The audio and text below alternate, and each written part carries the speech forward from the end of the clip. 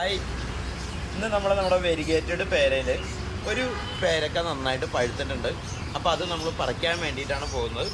ഇനിയിപ്പോൾ ഇതിൻ്റെ ചില പ്രത്യേകതകൾ എന്താണെന്ന് വെച്ച് കഴിഞ്ഞ് കഴിഞ്ഞാൽ, നമ്മുടെ വെരിഗേറ്റഡ് പേരയിൽ വന്നു കഴിഞ്ഞിട്ട് ഈ ഇല വന്നു കഴിഞ്ഞ് കഴിഞ്ഞിട്ട് രണ്ട് കളറുള്ളത് പോലെ തന്നെ കായ ചെറുതായിരിക്കുമ്പോൾ അതിൻ്റെ കായം അതുപോലെ തന്നെ പച്ചയിൽ മഞ്ഞ കലർന്ന ഒരു കായയായിരിക്കും നമ്മളിതിലുണ്ടാവുക.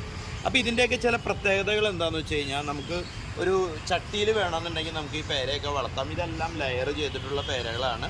കൂടാതെ ഇത് വന്നു കഴിഞ്ഞിട്ട് ഇത് ചെറുതായതുകൊണ്ട് ഒരു ഇത്രയുള്ള പേരയ്ക്കേ വന്നിട്ടുള്ളൂ. ഇതിൽ വലുതാകുമ്പോൾ ഏകദേശം ഒരു 200, 250, 300 ഗ്രാമൊക്കെ തൂക്കം വരുന്ന രീതിയിലുള്ള വലിയ പേരക്കകളായിരിക്കും ഇതിലുണ്ടാവുക.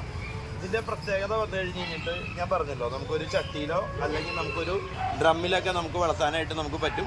അപ്പോൾ ഇതിൽ വന്നു കഴിഞ്ഞിട്ട് പഴുത്ത് കഴിയുമ്പോൾ ഇതുപോലെ മഞ്ഞ കളറിലായിട്ട് മാറും. അപ്പോൾ ഇനി ഇത് നമുക്കൊന്ന് മുറിച്ച് നോക്കാം എങ്ങനെയുണ്ടെന്നുള്ളത്.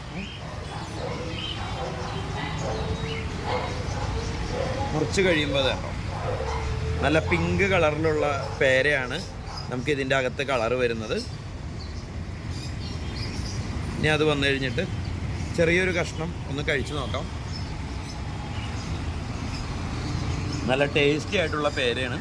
അപ്പോൾ വീട്ടിൽ നമ്മളൊരു ഡ്രമ്മോ അതല്ലാന്നുണ്ടെങ്കിൽ നമുക്കൊരു വലിയ ചട്ടിയോ ഉണ്ടെന്നുണ്ടെങ്കിൽ നമുക്ക് ഇത്തരത്തിലുള്ള പേരകളെല്ലാം നമുക്ക് വളർത്താനായിട്ട് പറ്റും. ഓക്കെ, അപ്പോൾ താല്പര്യമുള്ള ആൾക്കാർ ഇതുപോലെ തന്നെ ചെറിയ ചട്ടിയിലോ അല്ലെങ്കിൽ അത്യാവശ്യം നല്ലൊരു ഡ്രമ്മിലോ വെച്ച് നമുക്ക് പേര വളർത്താവുന്നതാണ്.